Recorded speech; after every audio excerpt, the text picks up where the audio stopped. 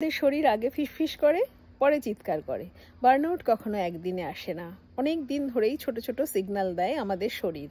যেমন ধরুন, মাথায় চাপ লাগে, অনেক সময় ঘুম থেকে উঠেও ক্লান্তি লাগে, আমরা অল্পতে রেগে যাই, খিটখিটে হই, আগের পছন্দের কাজগুলোও আজকাল ভালো লাগে না।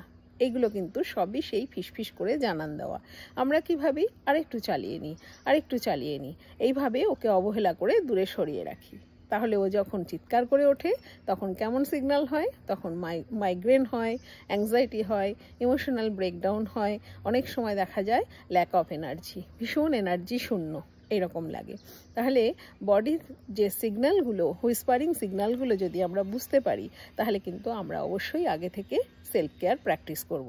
সেলফ কেয়ারটা কখনোই লাক্সারি নয়, সেটা আমাদের প্রয়োজনীয়, কারণ যাতে আমরা ওই ধরনের সিচুয়েশানে না পৌঁছে যাই।